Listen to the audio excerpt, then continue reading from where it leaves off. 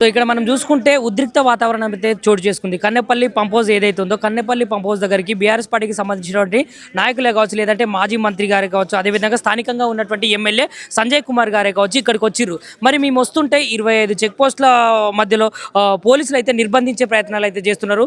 అయినా కూడా మేము ఇక్కడికి వస్తే మమ్మల్ని లోపలికి వెళ్ళనీయకపోవడానికి గల కారణాలు ఏంటని ఇక్కడ ఉన్నటువంటి మాజీ ఎమ్మెల్యే గారే కావచ్చు, లేదంటే ప్రస్తుతం ఉన్నటువంటి ఎమ్మెల్యే గారే కావచ్చు, లేదంటే మాజీ మంత్రి గారే కావచ్చు అడుగుతున్నారు. సో ఇక్కడ చూసుకుంటే బీఆర్ఎస్ పార్టీకి సంబంధించినటువంటి నాయకులు వీళ్ళైతే గట్టిగా పోలీసులను అయితే ప్రశ్నించే విధంగానైతే అడుగుతున్న వేళ మరి వాళ్ళని లోపలికి పంపిస్తారా, లోపలికి పంపించరా? మరి నిజానికి తెలంగాణ రాష్ట్రంలో రైతాంగానికి ఉపయోగపడుతున్నటువంటి ప్రభుత్వము కాంగ్రెస్ పార్టీ అని చెప్పినటువంటి సీఎం రేవంత్ రెడ్డి గారు మరి ఈ రోజు బీఆర్ఎస్ పార్టీకి సంబంధించినటువంటి వర్కింగ్ ప్రెసిడెంట్ కేటీ రామారావు గారు వస్తుంటే ఎందుకు ఇంతటి నిర్బంధము, ఎందుకు ఇంతటి పోలీసులను పెట్టేసి వాళ్ళని ఆపే ప్రయత్నాలు ఎందుకు చేస్తున్నారని ఇక్కడ ఉన్నటువంటి ప్రజలే కావచ్చు, ఇక్కడ ఉన్నటువంటి మాజీలే కావచ్చు, లేదంటే నాయకులే కావచ్చు అడుగుతున్న వేళ మరి పోలీసుల దగ్గర అయితే వీళ్ళు సంధించేటువంటి ప్రశ్నలకైతే సమాధానం లేకుండా పోయింది. వీళ్ళను ఇక్కడనే గేటు బయటనే నిర్బంధించే ప్రయత్నాలు అయితే చేస్తున్నారు. పెళ్లి పంపు దగ్గరికి వచ్చినాం, మా నాయకుడు వస్తుంటే అడుగడుగున నిర్బంధించినా కార్లు గుంజుకున్నా ఇంకేం చేసినా కూడా మేమందరం నడుచుకుంటానో ఎట్లనో ఓవర్ బండ్లనో ఓవర్లమో వచ్చిన తర్వాత కూడా కన్నెపల్లి పంప్ హౌస్ దగ్గర లోపలికి ఎవరిని అలో చేస్తలేరు. ప్రజాప్రతినిధులను కూడా అలో చేయకుండా గంట సేపటి నుంచి వెళ్ళి వాళ్ళని సతాయిస్తున్నారు. ఎందుకు నిర్బంధిస్తున్నారు? ఎందుకు ఈ అక్రమ అరెస్టులు? ఎందుకు ఈ నిర్బంధాలు? అంటే నీళ్లు సముద్రంలో కలుస్తున్నాయి, ఎత్తిపోయిర్రి అంటే కట్టిన ఇల్లు పెట్టిన పోయి కేసీఆర్ గారు పెట్టినాయే కదా, కేసీఆర్ గారు గుర్తుకొస్తారు అని ఉద్దేశంతో ఇట్లా నీళ్ళు ఎత్తిపోస్తలేరా? దేనికోసం? ఎలినో సూపర్ ఎలినో వస్తుందని చెప్తున్నారు, కరువు వస్తుందని చెప్తున్నారు. ఆల్రెడీ కరువు చూస్తున్నాము, అయినా కూడా ఎందుకు నీళ్ళు ఎత్తిపోస్తలేరు? తలాపున పారుతుంది గోదావరి, మాసేలక ఎడారి అని అప్పుడు తెలంగాణ రాకముందు వాడుకున్నాం. ఇప్పుడు మళ్ళీ గదే రేవంత్ రెడ్డి పాలనలో కాంగ్రెస్ పాలనలో గదే పాట వాడుకుంటాను. నీళ్లు ఆంధ్రాకు దారాదత్తం చేస్తున్నాం, అంతే. ఏం లేదు. పనిమంతుడు పందిరేస్తే ఏం జరుగుతుందో పనికి మాలినోడు రాజ్యం వెళ్తే ఇది జరుగుతుంది. చేసేది ఏంటంటే రైతుల కోసం, రైతుల కన్నీళ్ల కోసం తూడ్చడానికి ఒక మహత్తరమైన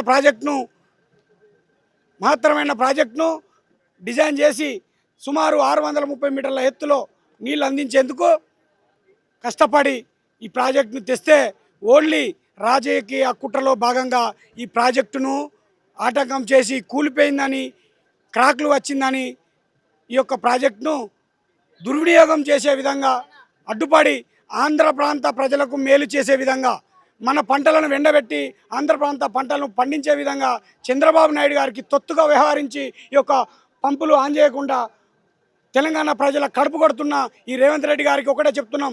ముఖ్యంగా ఉత్తర తెలంగాణలోని మంత్రులారా తస్మాత్ జాగ్రత్త. మీరు ఈ యొక్క ఉత్తర తెలంగాణలో ప్రజల ఓట్లతో గెలిచినటువంటి మీరు తక్షణమే రాజీనామా చేసి బేషరతుగా తెలంగాణ ప్రజలకు క్షమాపణ చెప్పాలని మేము డిమాండ్ చేస్తా ఉన్నాం. ఈ నియోజకవర్గ మంత్రి గారైనా క్యాబినెట్లో నెంబర్ 2 అని చెప్పుకుంటున్న శ్రీధర్ బాబు గారు, మీరు తస్మాత్ జాగ్రత్త. ఈ తెలంగాణ ప్రజలకు మీరు అడ్డమా నిలుమా పొడుగా మీరు గుర్తుంచుకోవాలి. ఎందుకంటే మెట్ట ప్రాంత ప్రజలకు నీరు అందించాలన్న ఉద్దేశంతో ఈ యొక్క ప్రాజెక్టు కడితే కన్నెపల్లి పంప్ హౌస్ను నిరుపయోగంగా ఉంచేందుకు ఆంధ్ర ప్రాంత ప్రజల మేలు కోసం మీరు చంద్రబాబు నాయుడు మాటలకు రేవంత్ రెడ్డి తొత్తులుగా ఉండి, రేవంత్ రెడ్డికి మీరు తొత్తులుగా ఉండి ఈ యొక్క మంత్రివర్గాన్ని మీరు చెడ్డ పేరు తెచ్చుకుంటున్నారు. తస్మాత్ జాగ్రత్త. భవిష్యత్తులో కూడా ఈ తెలంగాణ ప్రజలకు ఎంత ద్రోహం చేస్తున్నాడు అంటే రేవంత్ రెడ్డి గారు ఏదో సినిమాలో ఉంది.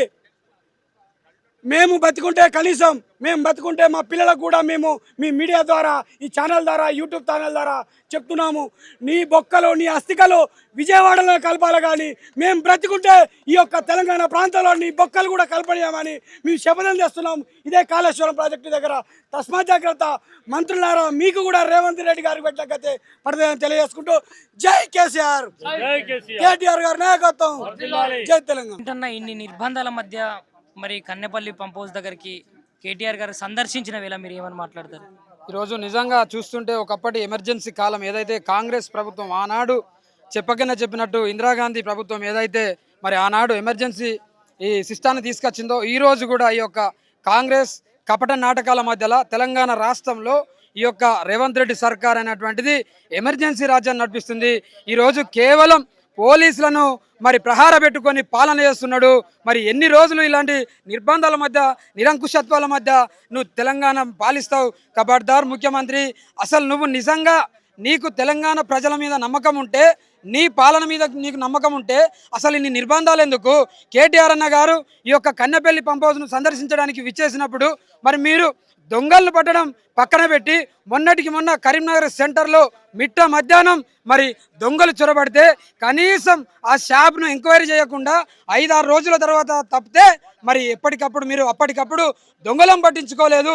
మరి ఈరోజు రాష్ట్రంలో నీ యొక్క హోంమంత్రి నాయకత్వంలో మరి ఈరోజు రాష్ట్రంలో పోలీస్ వ్యవస్థ కూడా దొంగలం పట్టడం మానేసి కేవలం బీఆర్ఎస్ సైనికులనే ఎక్కడ ఉన్నా కానీ ప్రజల కోసం ప్రజలకు వచ్చేటువంటి కష్టాన్ని అడ్డుకుంటున్నటువంటి ఈ యొక్క బీఆర్ఎస్ సైనికులను, కేసీఆర్ గారి సైనికులను అడ్డుకుంటూ ఈరోజు కేవలం ఈ యొక్క రాష్ట్ర ముఖ్యమంత్రి మరి కేవలం పోలీస్ వ్యవస్థను నమ్ముకొని పాలన చేస్తున్నారు.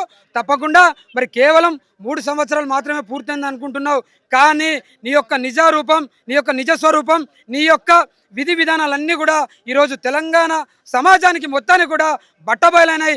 తప్పకుండా రానున్నటువంటి రోజుల్లో నువ్వు ఏ నిరుద్యోగుల పక్షాన ఏ నిరుద్యోగులనైతే నువ్వు ఉషగొల్పి నువ్వు అధికారంలోకి వచ్చి నువ్వు కళ్ళబొల్లి మాటలు చెప్పి ఈరోజు అధికారంలోకి వచ్చినావో, ఏ ఒక్క విద్యార్థుల లోకాన్ని నువ్వు ఎగబెట్టి వారికి ఈరోజు అధికారంలోకి వచ్చిన తర్వాత వారికి మోచేయి చూపించి మరి వారికి అన్యాయం చేస్తున్నావో, ఏ ఒక్క నువ్వు కుల సంఘాలను అయితే వాడుకొని ఈరోజు అధికారంలోకి వచ్చిన తర్వాత మరి వారికి అన్యాయం చేసినావో, ఏ మహిళలకైతే నువ్వు 2500 పెన్షన్ లాగా ఇస్తానని వారికి ఊదరగొట్టి అధికారంలోకి వచ్చిన తర్వాత మరి వారిని ఆమడ దూరంలో పెట్టినావో, తప్పకుండా మరి మడమ తిప్పకుండా నిన్ను ఎవరైతే గద్దెనెక్కించారో బరాబర్ బాజాబ్తా నిన్ను గద్దె దింపడానికి, నిన్ను రాజకీయ సమాజ్ చేయడానికి, నిన్ను బొందబెట్టడానికి ఈ యొక్క నిరుద్యోగులే మరి ఈరోజు కంకణం కట్టుకున్నారు. ఎందుకంటే ఎంత సిగ్గుగా అంటే ఈరోజు నిన్న ఏదైతే మరి రేవంత్ రెడ్డి మాట్లాడిండో ఈరోజు నిరుద్యోగులంతా కూడా పోలీస్ నిరుద్యోగులంతా కూడా దాదాపు మరి ఆనాడు అధికారంలోకి రాకముందు 20,000 ఎస్ఐ కానిస్టేబుల్ నోటిఫికేషన్లు ఇస్తానన్నావు కదా ముఖ్యమంత్రి గారు, ఈరోజు కేవలం 5,000 ఇస్తానంటున్నావు. ఇది ఎక్కడి న్యాయమని వాళ్ళు ప్రశ్నిస్తే, నిలదీస్తే, నీ ప్రభుత్వాన్ని అడ్డుకుంటే ఈరోజు వారిని ఏమన్నావు? నువ్వేమన్నావు ముఖ్యమంత్రి? నీకు సోయున్నదా? ఇజ్జత్ అన్న మాటలు అన్నావా? నువ్వేం మాట్లాడినావు? మీరు 5,000 ఉద్యోగాలు మాత్రమే ఇస్తా, మీరు ఎండ్రిన్ దాగి మీరు బాయిలో దూకాలని చేస్తావు. అదే నీ ఇంట్లో నుండి ఎవరైనా నిరుద్యోగులుగా ఉంటే, ఎవరైనా దిల్సుఖ్ నగర్ సెంటర్లో కోచింగ్ తీసుకొని ఉంటే నువ్వు అలాంటి మాటలు మాట్లాడటంవా? అధికారంలోకి రాకముందు నువ్వు అరిచేతిలో వైకుంఠం చూపించి ఈరోజు అధికారంలోకి వచ్చిన తర్వాత మరి మోచేయిని చూపించి ఇదే నీకు వైకుంఠం అని చూపిస్తున్నావు. తప్పకుండా నువ్వు చేసినటువంటి దుర్మార్గాలకు నువ్వు ఇంతకంత నువ్వు అనుభవించక తప్పదు. ఈరోజు మరీ ముఖ్యంగా రైతులను ఎండబెట్టి, మరీ ముఖ్యంగా ఈ యొక్క తెలంగాణ రాష్ట్రంలోని రైతన్నలకు వెన్నుదన్నుగా ఉండేటువంటి తెలంగాణ రాష్ట్రంలోని రైతన్నలకు, కార్మికులకు, కర్షకులకు ఒక కామధేనువుగా ఉండేటువంటి ఒక బృహత్తరమైన project the man made of wonder అయినటువంటి కాళేశ్వరం ప్రాజెక్టు ఏదైతే ఉందో మరి కావలసుకొని కక్ష కట్టుకొని ఈరోజు రాజకీయ కక్షతో, నీ దుర్బుద్ధితో, నీ యొక్క అనాలోచిత చర్యల వల్ల కేవలం మరి కేసీఆర్ గారి పైన అక్కస్తో మరి కేసీఆర్ గారు ఈ ప్రాజెక్టు నిర్మించారు కాబట్టి ఆయనకు పేరు వస్తుంది, రైతన్నలకు నీరిస్తే పేరు వస్తుందని ఈరోజు కేవలం కేసీఆర్ గారి మీద అక్కస్తో రైతన్నలు నిండబెడుతూ, మా చేలను నిండబెడుతూ గోదావరిని తరలిస్తున్నావు.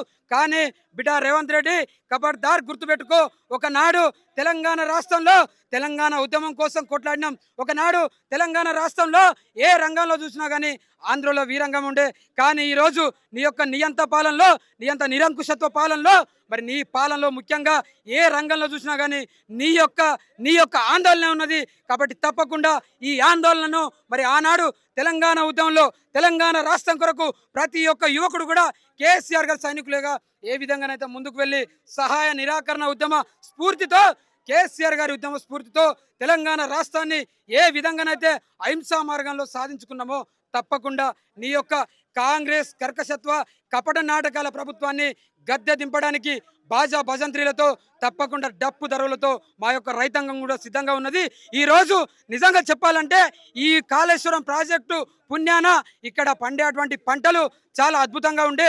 మరి దాదాపు 1,63,000 ఎకరాల్లో 1,63,000 ఎకరాల్లో సాగు విస్తీర్ణం అయితే కేవలం ఇప్పుడు 35,000కు మాత్రమే పరిమితమైంది. కేవలం నీ యొక్క అనాలోచిత సంకుటిత విధానాల వల్ల అక్కస్తో కేసీఆర్ గారి పైన అక్కస్తో ఈ యొక్క మరి కాళేశ్వరాన్ని ఎండగొట్టి ఈరోజు ప్రజల నోట్లో మట్టి కొడుతున్నావు, రైతుల నోట్లో మట్టి కొడుతున్నావు. మొన్న ఎంత నీచానికి దిగజారినావంటే ఈ తెలంగాణ రాష్ట్రంలో కేసీఆర్ గారు ఒకప్పుడు వ్యవసాయం అంటే దండగా ఉండే, కానీ కేసీఆర్ గారు వచ్చిన తర్వాత వ్యవసాయం అంటే పండుగ చేసిండు. అందుకోసమని ఒక రైతు మరి చిన్న సన్నకారు రైతులు మరి తాను అనాలోచితాల వల్ల కావచ్చు, అనేక కారణాల వల్ల కావచ్చు, ఆయన ఆకస్మికంగా కావచ్చు, ప్రమాదవశత్తు కావచ్చు మరణిస్తే ఆ కుటుంబం రోడ్డున పడకుండా కాపాడడానికి ఆ కుటుంబానికి 5 లక్షల రైతు బీమా అందిస్తే, రైతుకు వెన్నుదన్నుగా ఉన్నటువంటి రైతు బీమాను అందిస్తే, ఈరోజు నీ యొక్క అనాలోచిత చర్య వల్ల కేవలం 441 కోట్ల ప్రీమియం చెల్లించలేక ఈరోజు తెలంగాణ రాష్ట్రంలో అర్హత సాధించినప్పటికీ కూడా 6,601 కుటుంబాలకు రైతు బీమా రాకుండా ఇలా నడి రోడ్డున పడేసినటువంటి ఘనత నీది. కాబట్టి తస్మాత్ జాగ్రత్త. నువ్వు ఎన్ని తప్పులు చేసినా కానీ తెలంగాణ ప్రజలు నీకు ఒక అవకాశం ఇచ్చారు కాబట్టి తప్పకుండా మరి నీ యొక్క ఓపికను పరీక్షిస్తున్నారు. తప్పకుండా రానున్నటువంటి రోజుల్లో మరి కేసీఆర్ గారి నాయకత్వంలో మరి ముఖ్యంగా మా చెన్నూరు నియోజకవర్గంలో ఉన్నటువంటి మా మీద ఇప్పటికి చాలా కేసులు పెట్టారు. ఉమ్మంటే కేసు, అంటే కేసు, బయటకు పోతే కేసు. ఇన్ని నిర్బంధాల మధ్య నీకు నిజంగా నీ పాలన మీద చిత్తశుద్ధి ఉంటే అసలు మమ్మల్ని ఎందుకు ఎక్కడికక్కడ అరెస్ట్ చేస్తావు? ఎక్కడ చూసినా కానీ పోలీస్ ప్రహార. ఇదేనా నీ పాలన? ఇదేనా నీ ప్రజాస్వామ్యం? ఇదేనా నీ ప్రజాపాలన? ఇదేనా నీ పాలన రెఫరెండం అని అడుగుతున్నా. ఖబర్దార్ ముఖ్యమంత్రి, ఇప్పటికైనా నీ విధి విధానాలు మార్చుకో. నీ అనాలోచితమైనటువంటి చర్యలను ఉపసంహరించుకోకపోతే తప్పకుండా ఏ నిరుద్యోగి నిన్ను గెలిపించాడో ఆ నిరుద్యోగ నిన్ను రాజకీయ సమాజ్ చేయడం తథ్యమని తెలియజేస్తూ జై తెలంగాణ. ఇన్ని నిర్బంధాల మధ్య కేటీఆర్ గారిని రాకుండా ఎందుకు చేసిర్రు? అదేవిధంగా బీఆర్ఎస్ పార్టీ నాయకులను కానీ లేదంటే కార్యకర్తలను కానీ ఎందుకు రాకుండా చేసిర్రు? దైవం లాంటి కేసీఆర్ని దయ్యమనే చూపించాలనే ఒకే ఒక సాకుతోనే తెలంగాణ యావత్ రైతుల నోట్లలో మట్టి కొట్టే ప్రయత్నం చేస్తున్నాడు రేవంత్ రెడ్డి. ఇక్కడ 2.5 సంవత్సరాల నుంచి కాళేశ్వరం అంటే ఒక ఫెయిల్యూర్ ప్రాజెక్టు కుంగిపోయింది. దీని ద్వారా ఇప్పుడు నీళ్ళు ఆగలేదని చెప్పి ఇవాళ నీళ్ళు ఆపితే బద్నాం అవుతాడనే ఒకే ఒక ఉద్దేశంతో నీళ్ళు ఆపకుండా దాదాపు 1,00,000 క్యూసెక్కులు కిందికి వేరే ప్రాంతాలకు తరలి వెళ్ళేటట్టు ఒక కుట్రతోని కుతంత్రంతో తెలంగాణ రైతుల నోట్లో మట్టి కొడుతున్న దౌర్భాగ్యుడు రేవంత్ రెడ్డి గారు. అదేవిధంగా మరి ఎందుకు ఇప్పుడు కాంగ్రెస్ పార్టీ ఏమన్నా బీఆర్ఎస్ పార్టీకి భయపడి లేదంటే కేసీఆర్ గారికి కానీ కేటీఆర్ గారికి కానీ భయపడి ఈ నిర్బంధాలు చేసిందంటారా? బరాబర్ హైదరాబాద్ నుంచి మొదలు పెడితే అంచెలంచెలుగా పోలీస్ కంచెలు, ఇనుప కంచెలు పెట్టినా కానీ అన్ని బద్దలు కొట్టుకుంటూ ఇవాళ బీఆర్ఎస్ పార్టీ కార్యకర్తలు కేటీఆర్ గారు ఇక్కడికి చేరుకోవడం జరిగింది. ఇక్కడ రావడం ద్వారా ఇక్కడున్న సమస్యని ప్రపంచ దృష్టికి తీసుకెళ్లి తద్వారా పరిష్కారం చేయాలని ప్రభుత్వం ఒత్తిడి తెచ్చే ప్రయత్నం పూర్తి స్థాయిలో ప్రతిపక్ష పార్టీ అయిన బీఆర్ఎస్ పార్టీ చేస్తుంది. ఇది 101% ఇక్కడికి చేరుకున్నామంటేనే కేటీఆర్ గారిది బీఆర్ఎస్ పార్టీ విజయం. తప్పకుండా తద్వారా ఈ కాంగ్రెస్ ప్రభుత్వం మెడలు వంచి రైతులకి నీళ్లు ఇప్పించే ప్రయత్నం చేస్తాం. అంటే ఇప్పుడు ఇదే కాంగ్రెస్ పార్టీ కానీ రేవంత్ రెడ్డి గారు కానీ ఒక్క చుక్క కూడా వృధాగా పోకుండా జనాలకు ఉపయోగపడే విధంగా సాగునీరుకు తాగునీరుకు ఉపయోగపడే విధంగా చేస్తానని చెప్పినటువంటి రేవంత్ రెడ్డి మరి ఇవాళ ఎందుకు ఇట్లా చేస్తున్నాడు? ఇదంతా కూడా పక్క రాష్ట్ర ముఖ్యమంత్రితోని కుమ్మక్కై ఆయన గురువు గారు పక్క రాష్ట్రంలో ముఖ్యమంత్రి ఉన్నాడు కాబట్టి ఆయన అంటే ఇప్పుడు పేరుకి ఈయనైనప్పటికీ కూడా ఇదంతా నడిచేది ఆంధ్ర కనసన్నలోనే వేరే ముఖ్యమంత్రి కనసల్లో నడుస్తున్నాడు కాబట్టి ఆయనకి లాభం చేకూర్చడానికి లోపాయికార ఒప్పందమే తెలంగాణ రైతుల నోట్లో మట్టి కొట్టడం.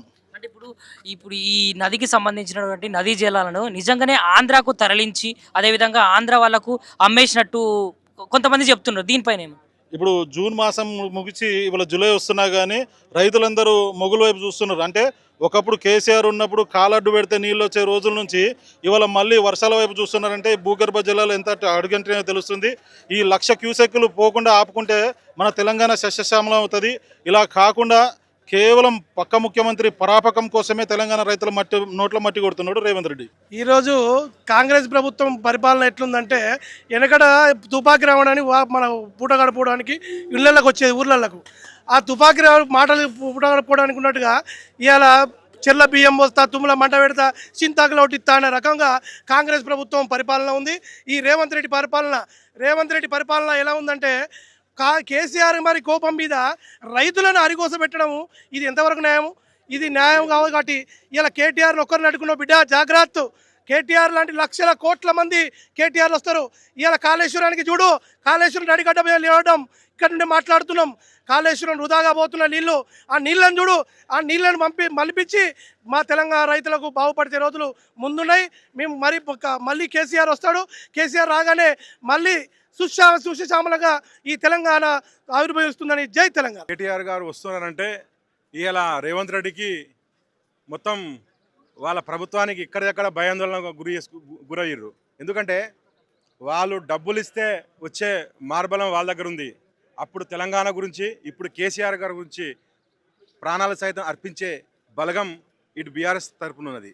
ఎందుకంటే ఇవాళ కేటీఆర్ గారు వస్తున్నారంటే ఎక్కడెక్కడ కంచెలు వేసి పోలీసు వాళ్ళతో అడ్డగించడం, దీనికి నిదర్శనమే వీళ్ళ ఒక నిరంకుశ పాలనకు నిదర్శనమని నేను తెలియజేస్తున్నాను. అదేవిధంగా మరి ఇక్కడికి వచ్చినటువంటి నాయకులే కావచ్చు, కార్యకర్తలే కావచ్చు, అడ్డుకున్న తర్వాత మరి కేటీఆర్ గారు ఏ విధంగా స్పందిస్తారని? కేటీఆర్ గారు ఏ విధంగా స్పందిస్తారంటే ఇప్పుడు తెలంగాణ ప్రజలు చూస్తున్నారు. మొత్తము మీ మీడియా ద్వారా ఇక్కడ రాష్ట్ర ప్రభుత్వం వీళ్ళ వైఖరి ఏంది.